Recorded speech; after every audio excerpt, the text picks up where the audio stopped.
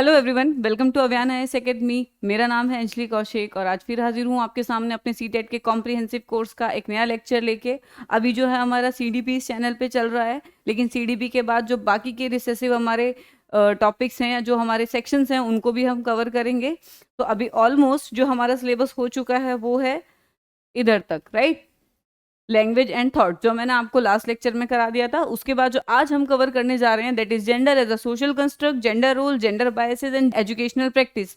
आज के वीडियो के एंड में you will be able to answer every question which consider these terms, ठीक है। I make it very clear to you कि आपका ये जो जैसे जेंडर रोल, जेंडर बायस और social gender as a social construct क्या होता है, what is the difference between that, how they operate, how we can resolve them, तो वो सब आज हम कर लेंगे।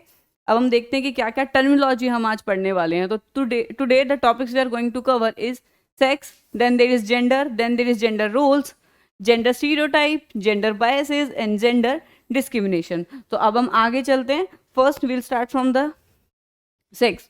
तो speaking about the sex, sex is basically determined by the birth according to the baby's chromosome, gonads and anatomy। basically एक baby के पास कौन से फिजियोलॉजिकल सेक्सुअल पार्ट्स हैं उस हिसाब से आपकी सेक्स डिटरमाइन होती है। तो it is basically physiological. Then if there is X X it will be a girl, if there is X Y it will be a boy. Apart from is अगर आप सेक्स डिटर्मिनेशन का पूरा mechanism जानना चाहते हो तो वो मैंने प्रीवियसली वीडियोस पे आपकी कराई हुई है, तो वो आप वहां से देखें। यहाँ पे अभी the father will have X Y, the mother will have X X, then if it will become X Y it will be a boy, and if there is the X X it will become a girl, ठीक है। आगे चलते हैं। तो sex क्या होता है, basically physiological होता है, जेनेटिकली गोनेट्स वो कौन से कंटेन कर रहा है एक बेबी, उस हिसाब से वो पता चलता है। अगर ओवरीज है तो it will be a female, अगर टेस्टिस है तो it will be a male, ठीक है। आगे हम बात करते हैं gender as a social construct. अगर सोशल कंस्ट्रक्ट की हम बात करें तो फर्स्ट ऑफ ऑल जो जेंडर वर्ड है वो आपका किससे आया है, जीनस से, right. What does the genus means, genus basically means the race, ठीक है।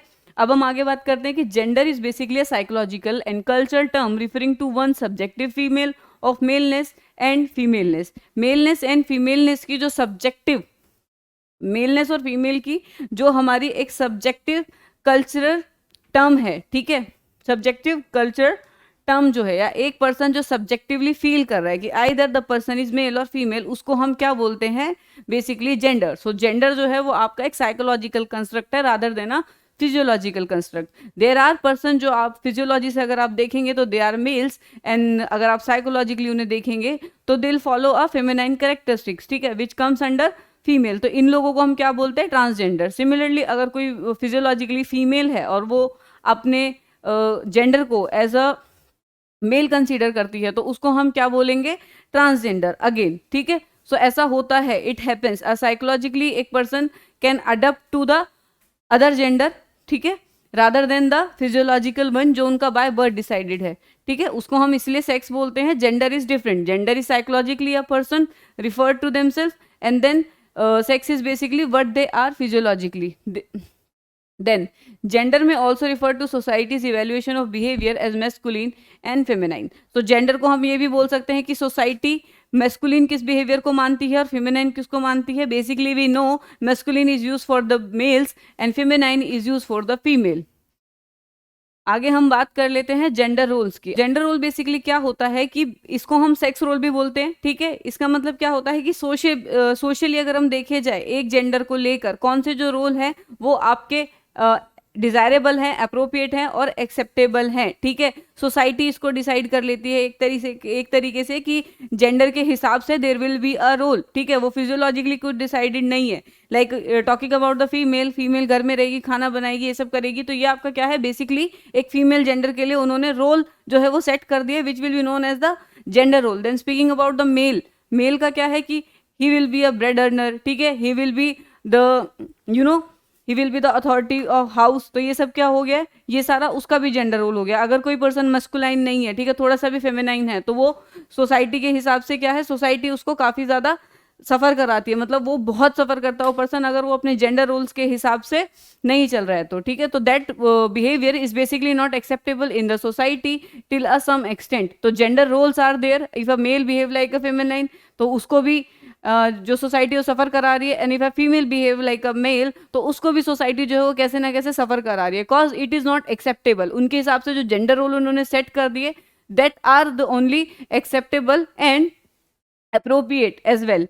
देन अगर हम वर्ल्ड हेल्थ ऑर्गेनाइजेशन ने जो इसको डिस्क्राइब करा है जेंडर रोल को, that is socially constructed roles, behaviour and activities and attributes that a given society consider appropriate for man and women. ठीक है, एक मैन और वीमेन के लिए जो रोल्स अप्रोप्रिएट माने हैं एक सोसाइटी ने, उसे हम क्या बोलते हैं, gender role. Then are culture recognise to basic gender role. अभी तक हमारे कल्चर में दो तरीके के जेंडर रोल बेसिक माने जाते हैं, that is masculine and feminine.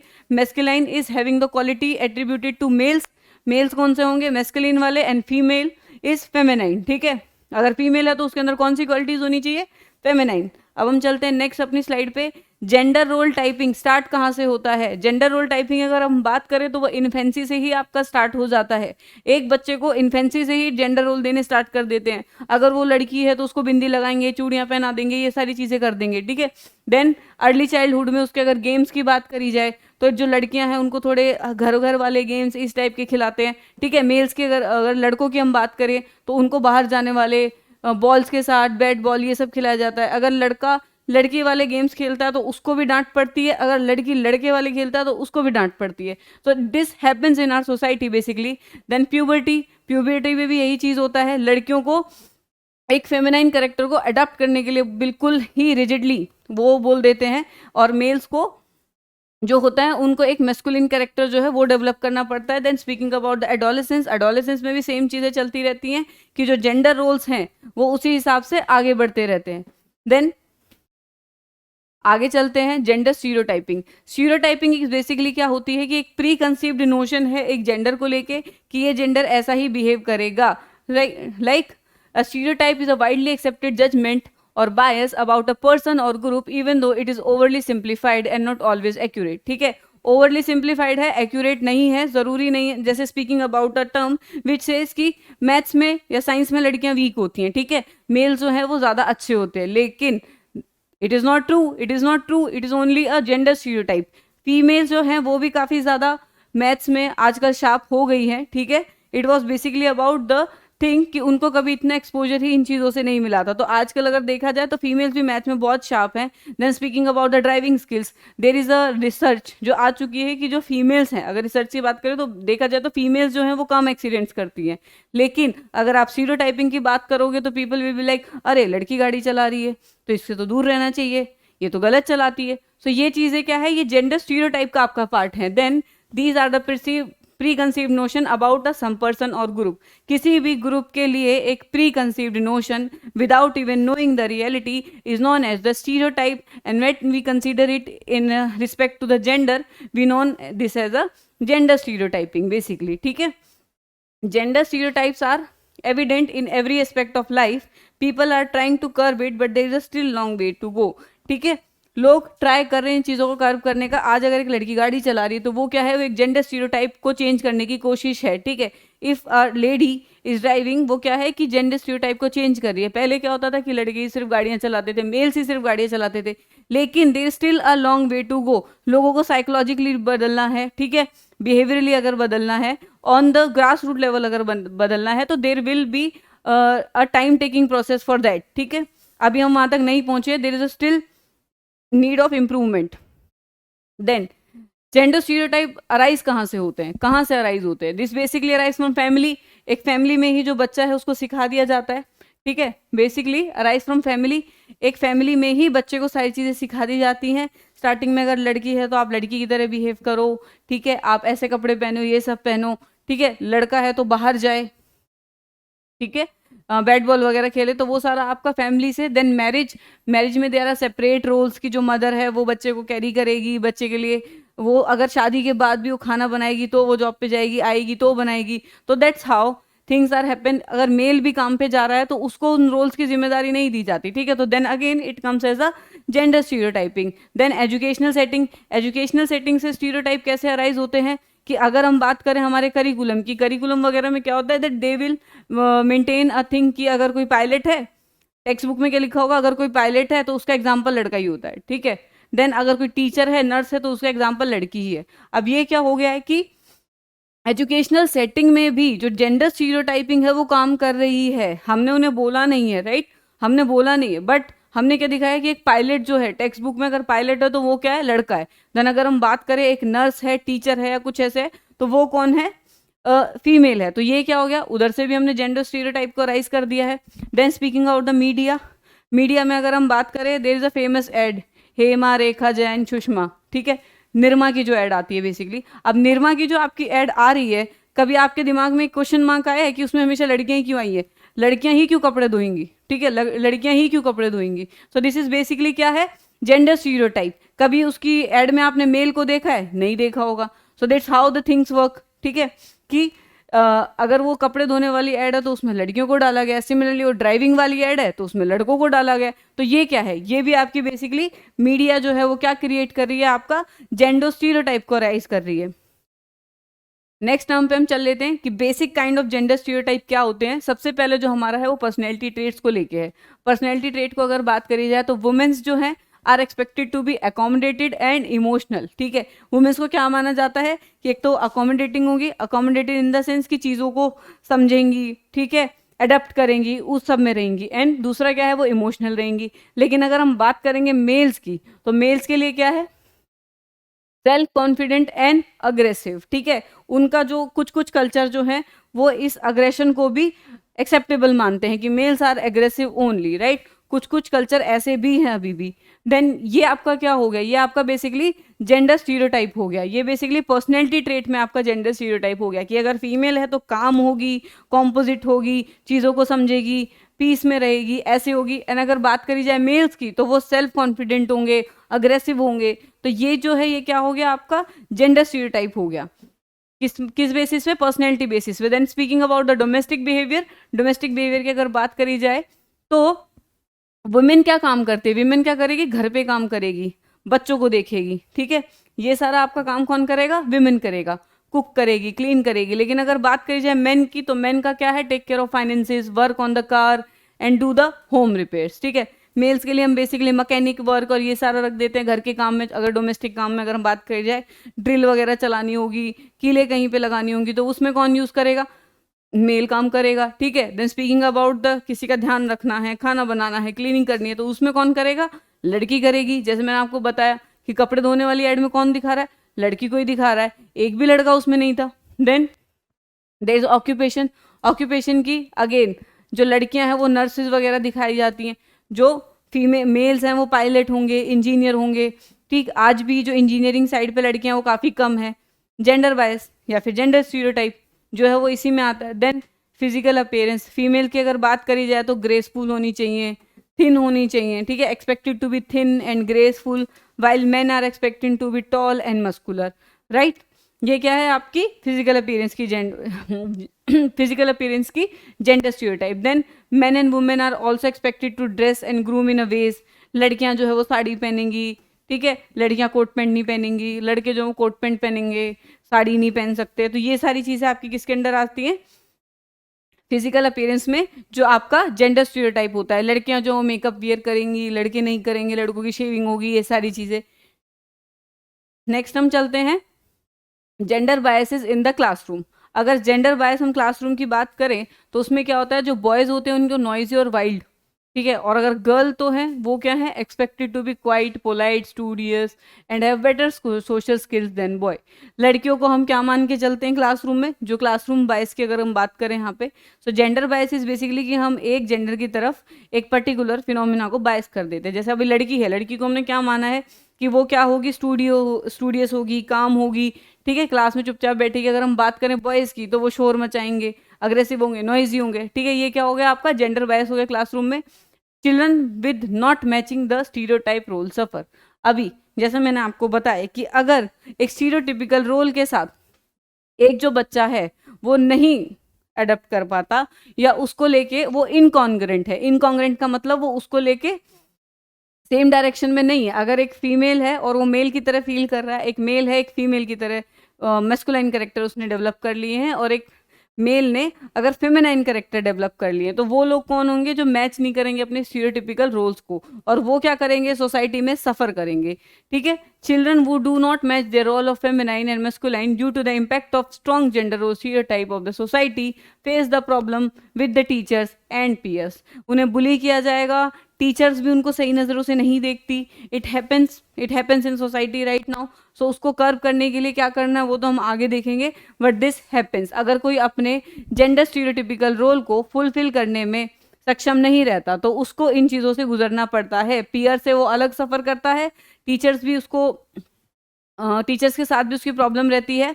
Then अगर हम इम्पैक्ट देखें जेंडर बायस की, student have a strong impact of gender bias on learning.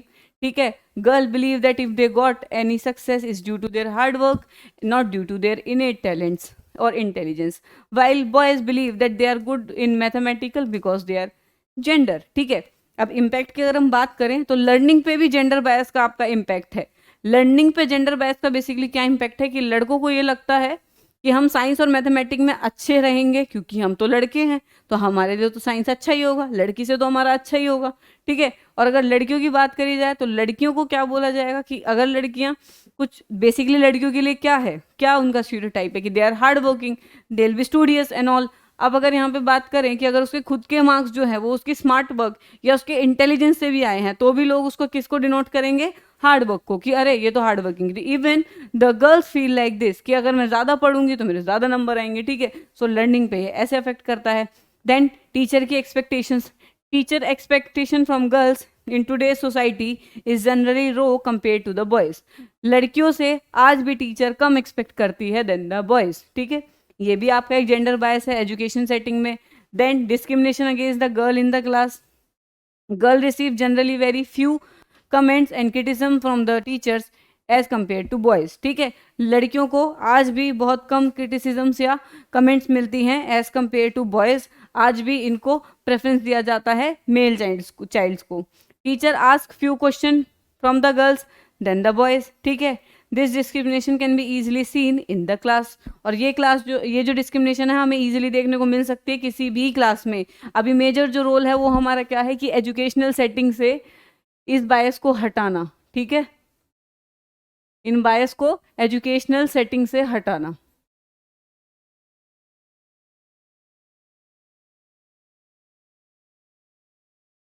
तो वो हमारा अभी मेजर फोकस है. अब हम चलेंगे आगे, किस तरीके से हम इन चीज़ों को हटा सकते हैं, ये हमारा आज का पॉइंट है अभी लास्ट.